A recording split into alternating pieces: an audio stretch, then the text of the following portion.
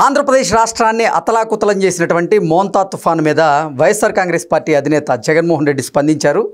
ఆయన తన పార్టీ నేతలతో వీడియో కాన్ఫరెన్స్లో మాట్లాడుతూ మోంతా తుఫాన్ ఒక మ్యాన్ మేడ్ తుఫాన్ అని, ప్రభుత్వం ఈ తుఫాను నేపథ్యంలో విఫలమైందని, 10 లక్షల ఎకరాలలో పంట నష్టం జరిగింది, రైతులు భారీగా నష్టపోయారు అంటూ జగన్మోహన్ రెడ్డి ఆ తుఫాన్ను ఉద్దేశించి ప్రభుత్వం మీద ఆయన బురద జల్లేటువంటి ప్రయత్నం చేస్తున్న నేపథ్యంలో ఈ అంశం మీద మనం పూర్తి స్థాయిలో విశ్లేషణ చేసుకుందాం. ప్రస్తుతం మనతో పాటు ఉన్నారు జనసేన పార్టీ రాష్ట్ర అధికార ప్రతినిధి కుసుంపూడి శ్రీనివాస్ గారు. సార్తో మాట్లాడదాం. సార్ నమస్తే. సార్ నమస్తే. మోంతా తుఫాన్ను ఉద్దేశించి జగన్మోహన్ రెడ్డి తన పార్టీ నేతలతో వీడియో కాన్ఫరెన్స్లో మాట్లాడుతూ ఇది మ్యాడ్ మైండ్ తుఫాన్ అన్నట్లుగా ఆయన మాట్లాడుతూ ఉన్నారు. ప్రభుత్వం ఈ తుఫాన్ నేపథ్యంలో విఫలమైంది అన్నట్లుగా ఆయన ప్రభుత్వం మీద కూడా విమర్శలు చేస్తూ ఉన్నారు. దీన్ని ఎలా చూడాలంటారు సార్? కృష్ణ గారు, మీరు అన్నట్టుగా ఈరోజు జగన్మోహన్ రెడ్డి గారు వచ్చి చాలా కష్టసాధ్యంతో వచ్చాడు. పాపం మనం అయితే ఫ్లైట్స్ లేవని చెప్పేసి క్యాన్సిల్ అయ్యిందంటే నిన్న ఫ్లైట్స్ ఉన్నాయి కాబట్టి వచ్చాడు. సహజంగానే వచ్చాడు, ప్రెస్ మీట్ పెట్టాడు, కాన్ఫరెన్స్ కాల్ అనుకుంటా పెట్టి కొన్ని రైతులకి ఏమన్నా పలానా విధంగా సాయం చేయండి, అండగా నిలబడండి అని పార్టీ శ్రేణులకు పిలుపునివ్వడం అనేది ఒక ధర్మం. అంతవరకు చేస్తారు ఏ ప్రతిపక్ష నేత అయినా. ఎందుకంటే కృష్ణ గారు, టెర్రరిస్టులు కూడా ప్రకృతి విలయాలు సంభవించినప్పుడు వాళ్ళ కార్యక్రమాలు ఏం చేయరు. టెర్రరిస్టులు కూడా అంతకంటే ప్రమాదకారి.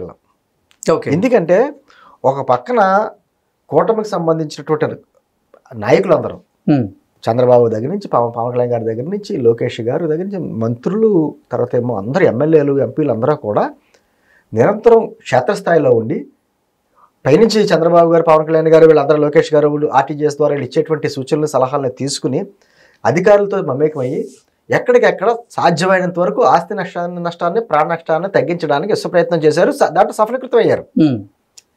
ఎందుకంటే టెక్నాలజీ పెరిగింది.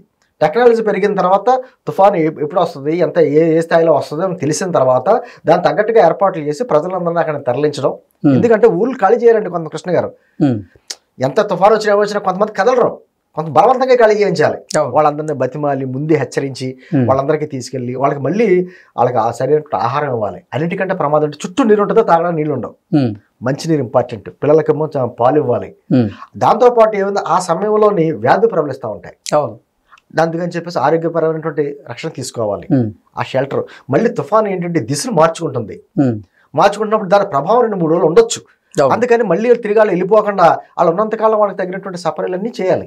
పునరావాస కేంద్రాలను ఏర్పాటు చేయాలి, వారికి అన్ని ఆహారాలను ఏర్పాటు చేయాలి, తాగునీరు ఏర్పాటు చేయాలి. అదే అంటే ఇవన్నీ జాగ్రత్తల మీద వీళ్ళ కాన్సన్ట్రేషన్ చేస్తే తుఫాన్ ఇంకా తీరం దాటలేదు. కృష్ణ గారు, మొన్న తీరం దాటకుండానే వాళ్ళ సోషల్ మీడియాలో వాళ్ళ official YSR Congress party official దాంట్లో మోంతా తుఫానుతో అతలాకుతలమైనటువంటి రాష్ట్రం, జగన్మోహన్ రెడ్డి గారి పిలుపుతో వైఎస్ఆర్ కాంగ్రెస్ పార్టీ శ్రేణులంతా కూడా బాధితుల పట్ల అండగా నిలబడింది, కనుచూపు మేరలా కనపడని కూటమి నాయకులు, ఈ టైటిల్స్ తోటి వాళ్ళు పెట్టారు. అసలు తీరం రాలేకలేదు, ఇంకా తీరం తాకలేదు తుఫాను రాకుండానే ముందు పెట్టినటువంటి స్టేట్మెంట్లు. అప్పుడే అర్థమైంది వాళ్ళ మనస్తత్వం ఏంటన్నది. సరే, అక్కడగా ఉంటే ఈ రోజు నేను పెట్టేది తెలిస్తే ప్రెస్ మీట్ అయిన తర్వాత వాళ్ళ సాక్షులు అంటే చూడండి సోషల్ మీడియాలో ఏంటి, సీఎం కాకపోయినా తుఫాన్ ఆపిన మగాడట జగన్మోహన్ రెడ్డి. సీఎం కాకపోయినా తుఫాన్ ఆపగలిగిన మగాడట. అది కాకుండా చంద్రబాబు గారు ఏంటంటే మ్యాన్మేడ్ ఏంటి, దాని విచిత్రంగా మాట్లాడాడు. ఈ తుఫాను కూడా ఏదో చంద్రబాబు గారు సృష్టి అట. అసలు ఏం మాట్లాడుతున్నాడు ఆయన, ఏమంటున్నాడు? అసలు తుఫాన్ని ఎవరు సృష్టిస్తారు, ఎవరు కావాలని కోరుకుంటారు? ఒక మనిషి తుఫాన్ని ఎలా సృష్టించగలరు? నిన్న మధ్యాహ్నమే చంద్రబాబు నాయుడు మేము అనుకున్నాం ఈ వాతావరణం ఎలా వెళ్తాడు ఈయన అనుకున్నాం. ఆయన హెలికాప్టర్లో వెళ్ళాడు, క్షేత్రస్థాయిలో పరిశీలించాడు, బాధితుల తరపున భరోసా ఇచ్చాడు. ఆయన ఈ రోజున పవన్ కళ్యాణ్ గారు ఆవనగడ్డ నియోజకవర్గంలో వెళ్ళి ఆయన చేల్లో దిగి మరిని క్షేత్రస్థాయిలో అన్ని పరిశీలించి ఆయన కూడా మాట్లాడాడు. లోకేష్ గారు ఆర్టీజీఎస్ ద్వారా ఆయన నిద్రపోకుండా అర్ధరాత్రి అంతా కూర్చుని అధికారులకు ఎప్పటికప్పుడు సూచనలు సలహాలు ఇచ్చుకుంటారు.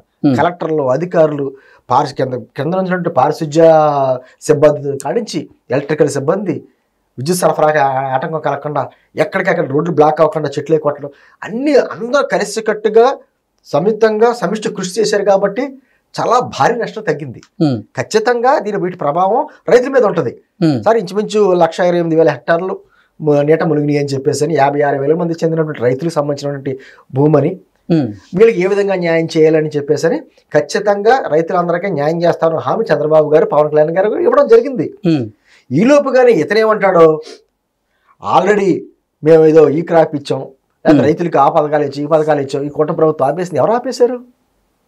అసలు రైతుల గురించి రైతులకు భరోసాగా మాట్లాడేటువంటి హక్కు జగన్మోహన్ రెడ్డికి ఎలా ఉంది? ఎక్కడుంది? వాళ్ళ మేనిఫెస్టోలో పెట్టిన రైతు గురించి అంశాల్లో ఏదైనా పూర్తిగా నెరవేర్చాడా? అంటే నేను అంటుంది మ్యానుఫ్యాక్చరింగ్ డిఫెక్ట్ అండి. అతను మనిషి మనస్తత్వమే ఒక రకమైనటువంటి మ్యానుఫ్యాక్చరింగ్ డిఫెక్ట్. ఒక పక్కన తుఫాను వస్తుందని చెప్పేసి తుఫాను మనకి తీరానికి తాకక ముందు 4 రోజుల నుంచి హెచ్చరికలు చేస్తున్నారు కదా. అతను ఏమంటాడు? వాళ్ళ దాంట్లో ఏం రాశారంటే బెంగళూరు ప్యాలెస్లో ఉన్నప్పుడు ఆయన బెంగళూరు ప్యాలెస్లో ఉండి వాళ్ళు ఇచ్చిన స్టేట్మెంట్ ఏంటంటే వద్దామనుకున్నారు కానీ వాతావరణం అనుకూలించక ఫ్లైట్లు రద్దయినాయి కాబట్టి రాలేకపోయాడు. మరి నిజంగా ప్రతిపక్ష నేత కావాలని మీరు ఇందా చెప్పారు చూసారా, ఆ ప్రతిపక్ష నేత హోదా కావాలనుకున్న వ్యక్తి ముందుగానే ఉండాలిగా. బుడమేరు వరద వచ్చినప్పుడు ₹1 కోటి పరిహారం ప్రకటించాడు. ఎవరికి ఇచ్చాడు ఆ ₹1 కోటి? ఎవరికి ఇచ్చాడో తెలియదు. అప్పట్లో కరోనా టైంలో కృష్ణ గారు పవన్ కళ్యాణ్ గారు ఆంధ్రప్రదేశ్ ప్రభుత్వానికి 50 లక్షలు, తెలంగాణ ప్రభుత్వానికి 50 లక్షలు, కేంద్ర ప్రభుత్వానికి ₹1 ఇచ్చాడు. ఆయన 2 కోట్లు అనౌన్స్ చేసి అప్పుడున్న గవర్నమెంట్లో జగన్మోహన్ రెడ్డి ఉన్నాడు. ఆయనకే ఇచ్చారు కదా చెక్ పట్టుకెళ్ళి. మరి అలాగే ఈ విధంగా ఏమైనా ఇచ్చాడు ఈయన? ₹1 పరిహారం ప్రకటించకుండా ఫేక్ ఫొటోస్ అన్ని పెట్టుకుని ఒక విధమైన దుష్ప్రచారం చేస్తా రైతుల గురించి ఇతను ఏదో బాధపడిపోతున్నట్టుగా. ఒక పక్క నుంచి రైతులకు ఎవరు అండగా ఉన్నారు ఏంటంటే తెలుసు కదా. గతంలో రైతుకి మీరు పంట చేతికి రాక ముందే 4 రోజుల ముందే మేమంతా ధర నిర్ణయిస్తాం, మీరు పంట ప్రభుత్వానికి అప్పచెప్పిన వెంటనే ఇమీడియట్గా డబ్బులు వేస్తా ఉన్న వ్యక్తి 6 నెలలనే దిక్కులేదు, 9 నెలలే దిక్కులేదు. ఎలా ఏడిపించాడు రైతుల్ని? ఆఖరికి దీక్షలు కూడా చేయవలసి వచ్చింది. నేను అంటుంది ఇన్ని రకాలుగా ఉన్నటువంటి నేనేమనుకున్నానంటే కృష్ణ గారు తీరాన్ని దాటిన తుఫాను మా జగన్మోహన్ రెడ్డి గారు బెంగళూరు ప్యాలెస్ దాటి మాత్రం రాడేమో, అది దాటినా ఇతను రాడేమో అనుకున్నాను.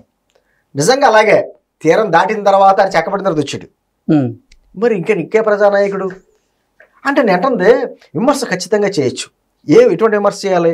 రైతులు ఇంతమంది మునిగిపోయారు, వాళ్ళకి ఏ విధంగా న్యాయం చేయండి, భరోసా ఇవ్వండి. అవసరమైతే కేంద్రం నుంచి బృందాలు ఎలా వస్తాయి వరద ముంపు ప్రాంతాన్ని పరిశీలించడానికి, వాళ్ళకి మేము కూడా ప్రభుత్వం తరఫున మీరు ప్రయత్నం చేస్తే మీ తరఫున అండగా మేము కూడా ఉండి మన రైతులకు న్యాయం చేసేలా చేద్దాం. అదేవిధంగా భవిష్యత్తులో తుఫాను రాకుండా ఎటువంటి చర్యలు తీసుకోవాలన్నదాన్ని కూడా మేము కూడా కొన్ని సూచనలు చెప్తాం అనేటువంటిది చెప్పాలి. అది నిజమైనటువంటి ప్రజాప్రతినిధికి ఉన్నటువంటి లక్షణాలు. ఆ లక్షణాలు ఏమైనా ఉన్నాయంటే ఆ లక్షణాలు లేకపోగా ఇటువంటి బురద జల్లడం, ఫేక్ న్యూస్ క్రియేట్ చేయడం, రకరకాలకి అసలు ఈరోజు సాక్షిదానికి వస్తుంటే మీకు చెడిపోతుంది. అలా ఉన్నాయి వాళ్ళ టైటిల్స్. అలా ఇటు తుఫాను ఆపేసాడంట, సీఎం కాకపోయినా తుఫాను ఆపిన జగన్ అంట. మరి ఏంటో ఆ టైటిల్స్ ఏంటో వాళ్ళు పెట్టేవాళ్ళు ఎవరో, మరి అతనికి ఇచ్చే ఈ స్క్రిప్ట్ ఎవరు ఇస్తున్నారో తెలియదు కానీ అది చూసి మురిసిపోతాడు. ఆయనకి అదే ఇష్టం, అటువంటి ఇష్టం కాబట్టి అది చూసి మురిసిపోతాడేమో. కానీ ఏదేమైనా ఒకటి కృష్ణ గారు, ఖచ్చితంగా రాజకీయాలకు అతీతంగా ప్రజల తరపున అండగా నిలబడవలసిన సమయంలో ప్రకృతి విలయాలు సంభవించినప్పుడు జాగ్రత్తగా ఆచితూచి మాట్లాడాలి తప్ప దాన్ని కూడా రాజకీయంగా, తుఫాన్లు కూడా రాజకీయంగా ఉపయోగించుకుని చేస్తే మాత్రం ప్రజలైనా క్షమిస్తారేమో కానీ ప్రకృతి క్షమించదు. అది మాత్రం ఖాయం. Okay sir, thank you so much.